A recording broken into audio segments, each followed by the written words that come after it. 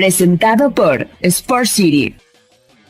Ya estamos en nuestro segmento de entreno. Ya se encuentra con nosotros nuestra invitada de esta semana, la entrenadora de natación, Sandra Méndez.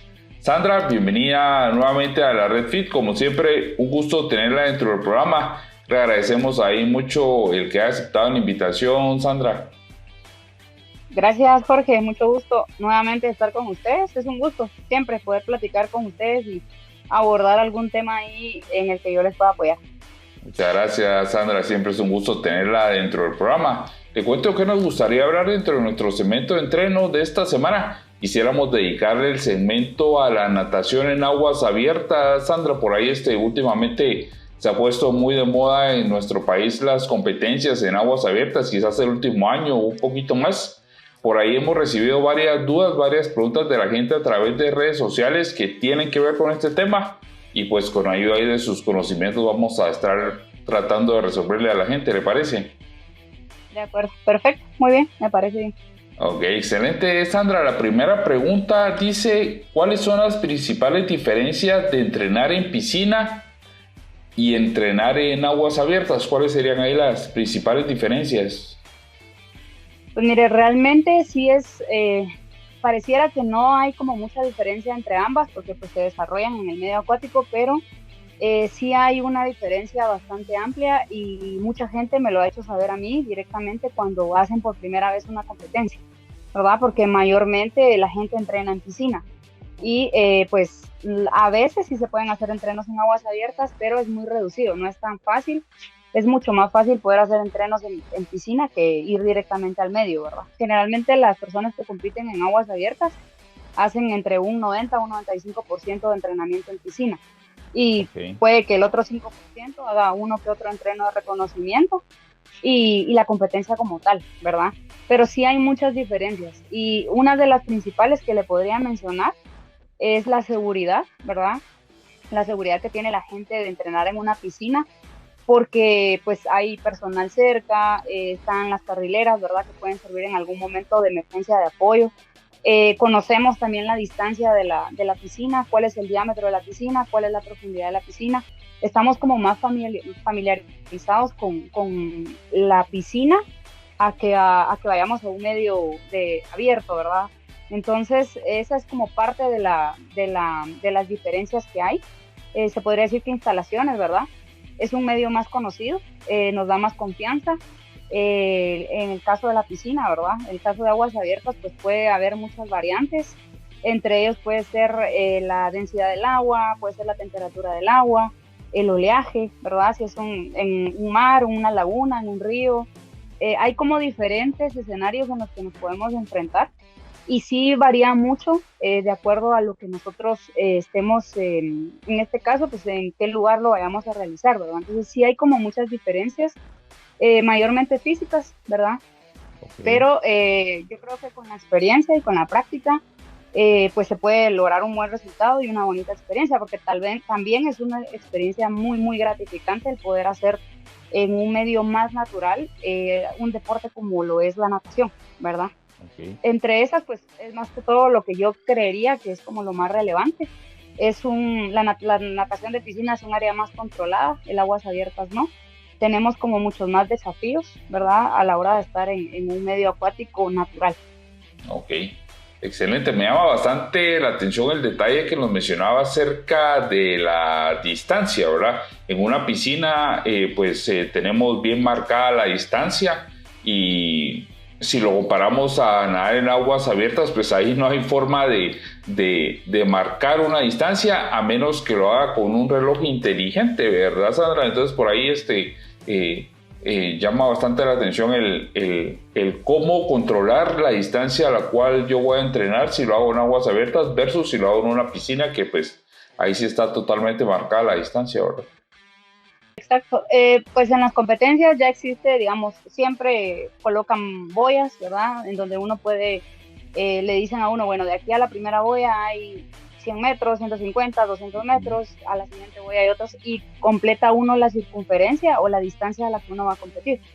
Pero cuando uno entrena, pues no tiene todas esas facilidades, ¿verdad? Entonces es mejor, pues hacer su su entrenamiento en piscina y luego ya hacer uno que otro reconocimiento en el medio como tal y pues posteriormente a eso pues realizar su competencia o la actividad que uno desee realizar.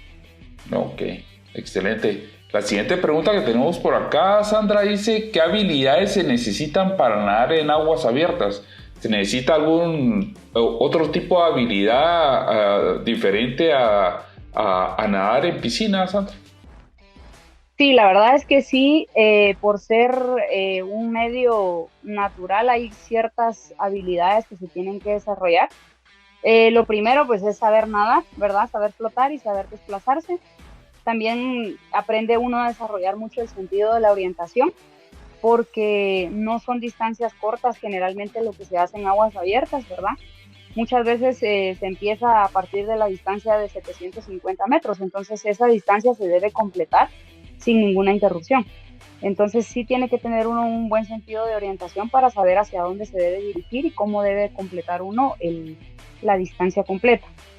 También saber las reglas, ¿verdad? Por si hubiera alguna complicación, ¿verdad? Porque siempre sucede, ha pasado que en las competencias surge alguna complicación de alguien que pues tal vez tiene poca experiencia y tiene miedo, ¿verdad? Entra en pánico y tienen que haber salvavidas cerca, tienen que haber personal que esté capacitado para poder apoyar a esa persona. Y también creo que por seguridad, uno como atleta tiene que tener desarrolladas esas habilidades, ¿verdad? Saber cómo reaccionar ante una situación difícil y saber cómo apoyar también a las personas que puedan tener o puedan sufrir algún problema en el camino, ¿verdad? O sea, es parte también, creo yo, Claro. de la responsabilidad que uno tiene que tener como atleta. También haber hecho prácticas, eso es muy recomendable, al menos yo sí lo recomiendo mucho, haber hecho prácticas previas y no lanzarse así de la nada queriendo hacer algo diferente, habiendo solo entrenado en piscina. Yo generalmente sí a los atletas con los que he trabajado sí les solicito, ¿verdad? Que hagan como diferentes actividades previas para poder familiarizarse y no entrar en pánico en el momento en el que van a realizar su actividad. Y también conocer la distancia para la que uno está capacitado, porque generalmente muchas personas se avientan a la primera y tal vez no tienen la capacidad de poder realizar la distancia. Entonces yo sí sugeriría estar uno consciente de cuáles son las habilidades que uno tiene y qué distancia uno sí puede completar, para no perjudicar pues uno mismo y para Claro. no perjudicar a la persona o a la entidad que esté realizando.